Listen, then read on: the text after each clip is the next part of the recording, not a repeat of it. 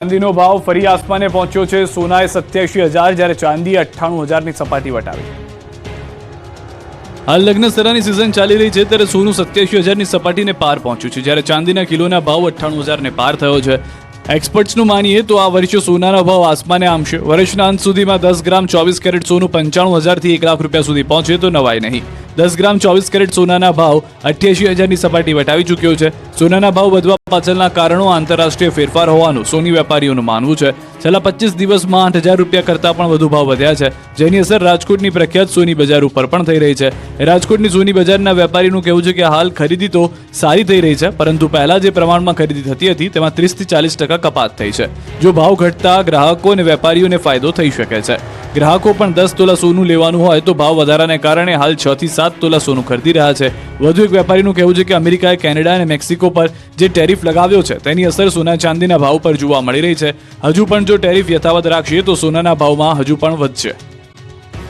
ના બાદ પણ રાજકોટ અને વડોદરા શહેરનું તંત્ર કોઈ બોધપાઠ લેવા તૈયાર નથી। શહેરોમાં આજે પણ ખુલ્લી ગટરો મોત બનીને ઊભી છે।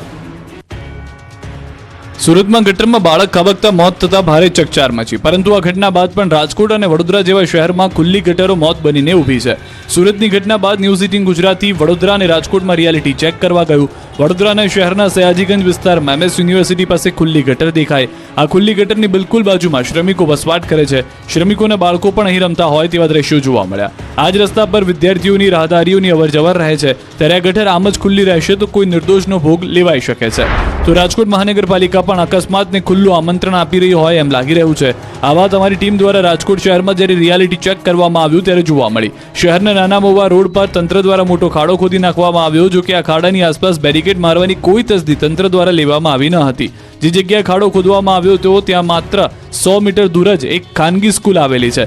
ત્યારે જો અકસ્માત સર્જાય તો જવાબદાર કોણ, તે પણ સૌથી મોટો સવાલ ઉઠી રહ્યો છે। ના બાદ પણ રાજકોટ અને વડોદરા શહેરનું તંત્ર કોઈ બોધપાઠ લેવા તૈયાર નથી। શહેરોમાં આજે પણ ખુલ્લી ગટરો મોત બનીને ઊભી છે। સુરતમાં ગટરમાં બાળક ખાબકતા મોત થતા ભારે ચકચાર મચી, પરંતુ આ ઘટના બાદ પણ રાજકોટ અને વડોદરા જેવા શહેરમાં ખુલ્લી ગટરો મોત બનીને ઊભી છે। સુરતની ઘટના બાદ ન્યૂઝ 18 ગુજરાતી વડોદરા અને રાજકોટમાં રિયાલિટી ચેક કરવા ગયું। વડોદરાના શહેરના સયાજીગંજ વિસ્તારમાં MS યુનિવર્સિટી પાસે ખુલ્લી ગટર દેખાય। આ ખુલ્લી ગટરની બિલકુલ બાજુમાં શ્રમિકો વસવાટ કરે છે। શ્રમિકોના બાળકો પણ અહીં રમતા હોય તેવા દ્રશ્યો જોવા મળ્યા।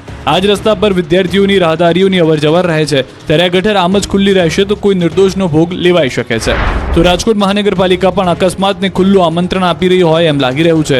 આ વાત અમારી ટીમ દ્વારા રાજકોટ શહેરમાં જ્યારે રિયાલિટી ચેક કરવામાં આવ્યું ત્યારે જોવા મળી। શહેરના નાના મોવા રોડ પર તંત્ર દ્વારા મોટો ખાડો ખોદી નાખવામાં આવ્યો, જો કે આ ખાડાની આસપાસ બેરિકેડ મારવાની કોઈ તસદી તંત્ર દ્વારા લેવામાં આવી ન હતી। જે જગ્યાએ ખાડો ખોદવામાં આવ્યો તો ત્યાં માત્ર 100 મીટર દૂર જ એક ખાનગી સ્કૂલ આવેલી છે। ત્યારે જો અકસ્માત સર્જાય તો જવાબદાર કોણ, તે પણ સૌથી મોટો સવાલ ઉઠી રહ્યો છે। ના બાદ પણ રાજકોટ અને વડોદરા શહેરનું તંત્ર કોઈ બોધપાઠ લેવા તૈયાર નથી। શહેરોમાં આજે પણ ખુલ્લી ગટરો મોત બનીને ઊભી છે। સુરતમાં ગટરમાં બાળક ખાબકતા મોત થતા ભારે ચકચાર મચી, પરંતુ આ ઘટના બાદ પણ રાજકોટ અને વડોદરા જેવા શહેરમાં ખુલ્લી ગટરો મોત બનીને ઊભી છે। સુરતની ઘટના બાદ ન્યૂઝ 18 ગુજરાતી વડોદરા અને રાજકોટમાં રિયાલિટી ચેક કરવા ગયું। વડોદરાના શહેરના સયાજીગંજ વિસ્તારમાં MS યુનિવર્સિટી પાસે ખુલ્લી ગટર દેખાય। આ ખુલ્લી ગટરની બિલકુલ બાજુમાં શ્રમિકો વસવાટ કરે છે। શ્રમિકોના બાળકો પણ અહીં રમતા હોય તેવા દ્રશ્યો જોવા મળ્યા। આ જ રસ્તા પર વિદ્યાર્થીઓની રાહદારીઓની અવરજવર રહે છે, ત્યારે આ ગટર આમ જ ખુલ્લી રહેશે તો કોઈ નિર્દોષનો ભોગ લેવાઈ શકે છે। તો રાજકોટ મહાનગરપાલિકા પણ અકસ્માતને ખુલ્લું આમંત્રણ આપી રહી હોય એમ લાગી રહ્યું છે। આ વાત અમારી ટીમ દ્વારા રાજકોટ શહેરમાં જ્યારે રિયાલિટી ચેક કરવામાં આવ્યું ત્યારે જોવા મળી। શહેરના નાના મોવા રોડ પર તંત્ર દ્વારા મોટો ખાડો ખોદી નાખવામાં આવ્યો, જો કે આ ખાડાની આસપાસ બેરિકેડ મારવાની કોઈ તસદી તંત્ર દ્વારા લેવામાં આવી ન હતી। જે જગ્યાએ ખાડો ખોદવામાં આવ્યો તો ત્યાં માત્ર 100 મીટર દૂર જ એક ખાનગી સ્કૂલ આવેલી છે। ત્યારે જો અકસ્માત સર્જાય તો જવાબદાર કોણ, તે પણ સૌથી મોટો સવાલ ઉઠી રહ્યો છે। આ તરફ સુરત પોલીસે ચોરીના કેસ ઉકેલવામાં સફળતા મેળવી। શહેરના વેસુ વિસ્તારમાં જૈન દેરાસરમાં મૂર્તિ અને દાગીનાની ચોરીનો ભેદ ઉકેલી લેવામાં આવ્યો છે। 2 સગા ભાઈઓની પોલીસે ધરપકડ કરી છે। પોલીસે સરદાર માર્કેટથી રાજુ મીણા અને મહેન્દ્ર મીણાને દબોચી લઈ તેમની પાસેથી 58,000થી વધુનો મુદ્દામાલ કબજે કર્યો। ચોરીના કેસમાં ઝડપાયેલા બંને ભાઈઓ સુરતમાં મજૂરી કામ કરે છે। તપાસમાં એ પણ સામે આવ્યું છે કે ગત દિવાળીના તહેવારમાં તેઓ વેસુના આશાપુરા મંદિરમાં પણ મૂર્તિ અને ઘરેણાની ચોરીને અંજામ આપ્યા હતો। તો સુરત ક્રાઇમ બ્રાન્ચે પણ ચોરીના 2 રીઢા ગુનેગારોને દબોચી લીધા છે. બંને શખ્સો મોડી રાત્રે વાહન, મોબાઈલ અને ઘરફોડ ચોરીને અંજામ આપતા હતા. આરોપીઓ પાસેથી 21 મોબાઈલ, 5 બાઇક અને 1 લેપટોપ મળી 4,14,000નો મુદ્દામાલ જપ્ત કરાયો. બંને રીઢા ગુનેગારો સામે શહેરના મહિદરપુરા, ઉત્તરાણ, કતારગામ, પાલ, વેસુ અને વરાછા પોલીસ સ્ટેશનમાં ગુના નોંધાયેલા છે. અગાઉ 2 પૈકી એક આરોપી ઘરફોડ, ચેઇન સ્નેચિંગ, મોબાઈલ અને વાહન ચોરીના ગુનામાં પકડાઈ ચૂક્યો છે. ડ્રો સંચાલકો જાણે કે બેખોફ હોય તેમ લાગી રહ્યું છે. બનાસકાંઠામાં લકી ડ્રો સંચાલકો સામે પોલીસ સકંજો કસવા માટે કવાયત કરી રહી છે, પરંતુ ડ્રો સંચાલકોને જાણે કે પોલીસનો કોઈ જ ડર ન હોય તેવો ઘાટ સર્જાયો છે.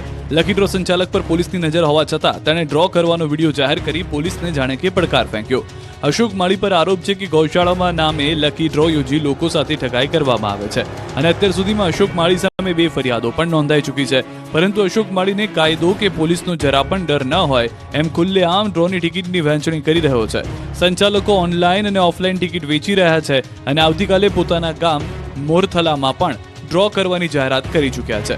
લોકોનો કરોડો રૂપિયા ઠગી લેનાર અશોક માળી હજુ પણ લોકોને પોતાની જાળમાં ફસાવી રહ્યો છે અને પોલીસ જાણે કે મૂક પ્રેક્ષક બની તમાશો જોતી હોય એમ લાગી રહ્યું છે. સવાલ એ છે કે આ રીતે વિડીયો પોસ્ટ કરી ડ્રો કરવાની જાહેરાત કરવા છતાં શા માટે પોલીસ કોઈ એક્શન નથી લઈ રહી? શા માટે પોલીસના હાથમાં અશોક માળી નથી આવી રહ્યો? શા માટે પોલીસે કોઈ કડક કાર્યવાહી નથી કરી? પરંતુ શું અશોક માળી પર પોલીસના 4 હાથ છે તેવા સવાલો ઊભા થયા. શું પોલીસ પર ધરપકડ ન કરવા માટે દબાણ કરવામાં આવે છે? આવા અનેક સવાલો હાલમાં ઉદ્ભવી રહ્યા છે. જોવું એ રહ્યું કે અશોક માળી હવે ડ્રો કરે છે કે પોલીસ કોઈ કડક પગલાં ભરશે. અનામત આંદોલનને લઈને સૌથી મોટા સમાચાર આવ્યા. સરકારે રાજદ્રોહ સહિતના કેસ પરત ખેંચ્યા. પાટીદાર અનામત આંદોલન સમયે થયેલા રાજદ્રોહ સહિતના કેસ પરત ખેંચવાનો સરકારે નિર્ણય કર્યો છે, જેને લઈ આંદોલનના નેતા હાર્દિક પટેલે સરકારનો આભાર માન્યો. વિરમગામ ખાતે સમૂહ લગ્ન પ્રસંગમાં હાજરી આપવા પહોંચેલા હાર્દિક પટેલે જણાવ્યું કે 14 જેટલા કેસ પરત ખેંચવા બદલ સરકારનો આભાર. સરકારના નિર્ણયથી 30 જેટલા યુવકોને લાભ થશે. આ એક્સ પર પોસ્ટ પર ઈબીસી અનામત આપવા બદલ પ્રધાનમંત્રી મોદી અને ગૃહમંત્રી અમિત શાહનો પણ આભાર માનવામાં આવ્યો. એસપીજીના રાષ્ટ્રીય અધ્યક્ષ લાલજી પટેલે કહ્યું કે કેસ પરત ખેંચાયા તે આનંદની વાત છે. આ પાટીદાર યુવાનોની જીત છે. તો દિનેશ બાંભણિયા, અલ્પેશ કથિરિયાએ પણ મુખ્યમંત્રી ભૂપેન્દ્ર પટેલનો આભાર વ્યક્ત કર્યો. ખોડલધામ ચેરમેન નરેશ પટેલે કહ્યું કે આંદોલનકારીઓ અને સરકાર વચ્ચે તાલમેલ સધાય તે માટે શરૂઆતથી જ પ્રયાસ થઈ રહ્યા હતા. આખરે સરકારે કેસ પરત ખેંચતા પાટીદાર દીકરા દીકરીઓને રાહત મળશે, જેના માટે સીએમનો આભાર માનું છું. આ તરફ ક્ષત્રિય નેતા અને ભાજપ ધારાસભ્ય અલ્પેશ ઠાકોરે સરકારના નિર્ણયને આવકાર્યો, સાથે એ પણ માંગ કરી કે આંદોલન સમયના તમામ સમાજના યુવકો પર થયેલા કેસ પણ પરત ખેંચવા જોઈએ. સરકાર કેસનો અભ્યાસ કરી આ મુદ્દે પણ નિર્ણય કરે. મહત્વનું છે કે પાટીદાર અનામત આંદોલનમાં હાર્દિક પટેલ સહિત દિનેશ બાંભણિયા, અલ્પેશ કથિરિયા, ચિરાગ પટેલ સામે રાજદ્રોહ સહિતના કેસ નોંધાયા હતા, જે કેસ પરત ખેંચવા નિર્ણય કરાયો છે. જોકે આ નિર્ણયની સરકારે હજુ સુધી કોઈ સત્તાવાર જાહેરાત નથી કરી.